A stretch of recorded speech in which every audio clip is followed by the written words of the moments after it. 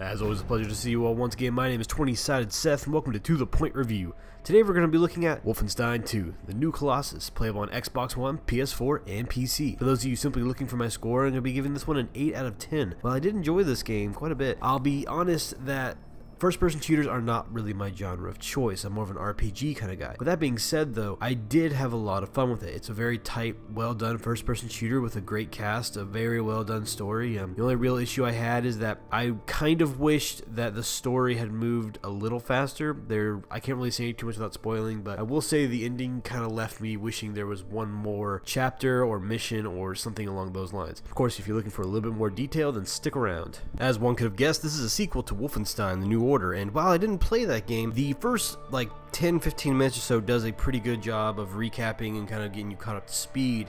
And I will say it has been a while since a villain, like a main bad guy, not just the fact that you're fighting Nazis, of course, so you're gonna hate these guys, but the main villain in this game, within 30 minutes, I was so ready to kill her. Oh dear God. I will say that be prepared for some jarring stuff. This game has an M rating, and it's not afraid to really push it to see how far they can go with it in terms of storytelling and just visuals. I do think the story is very good, though. I loved the characters quite a bit. You do get to spend quite a bit of time with each of them, creating a far more in-depth relationship, and you do care if they survive, and I appreciate that. Since these are the same guys that did the current remake of Doom, you can kind of feel that. I did play some of Doom when it came out, and this can be a very fast shooter. Your sprint speed is crazy fast. You can dual wield basically any of your regular weapons at any time, so 2 shotguns, 2 pistols, 2 assault rifles, just whatever. Yet the game also does encourage if you want to do a more stealthy approach, and it uses a perk system. How that kind of works is, say you're constantly doing stealth kills, okay? Once you do a certain number of stealth kills,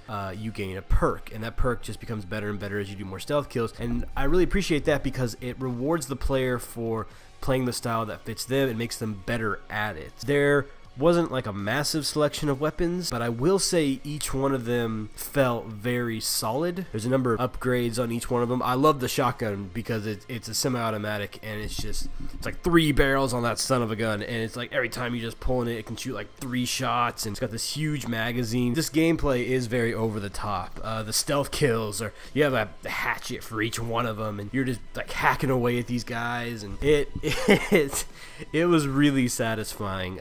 I will say that the difficulty kind of spikes from time to time, and I was playing on the normal difficulty, but this does rely on an item system where your HP does not naturally go all the way back up. It'll go back up a little bit, but you will have to go out and find med packs or new armor and stuff like that to keep yourself healthy and maintained. That created a very interesting dynamic I haven't felt in a very long time, since a lot of shooters nowadays prefer the whole, auto regen kind of system. It helped with all the cool little secret rooms you could find that would have weapon upgrades, or God, so many collectibles, a crap ton of collectibles, from concept art to letters to just random stuff like that. But these secret rooms would have also a bunch of med packs or ammo or whatever really you need, and I love the heck out of it. Like I said before, the only real negative I can kind of give it is that the story just kind of ends abruptly. Definitely kind of giving a cliffhanger for a third game, that's pretty freaking obvious once you beat it. But it's it doesn't feel like it leaves a whole lot of room for a third game. It kind of does, but the way it ended, it sort of left a bad taste in my mouth, and I was kind of left wondering, well, couldn't we have just done one more chapter, one more mission, or whatever? But overall, it didn't really kill the experience by any means. While this game didn't completely change my opinion on first-person shooters, it is a step in the right direction. If you're a fan of first-person shooters, guys, you need to check this thing out.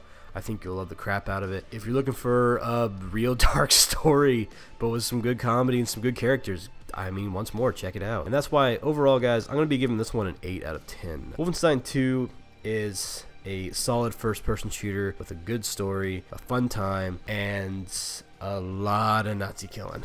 Hey guys, I hope you enjoyed that video, and if you did, make sure to like, comment, and subscribe. I will be having another review out next week that's going to be Sonic Forces. I'm looking really forward to that. If you're looking for something right now, though, I did just release our Halloween video a few days ago. Top 5 spookiest ghosts I can find on Google, just to hold you over until next week. But as always, guys, from here at Team 20-Sided, I wish you all a great night.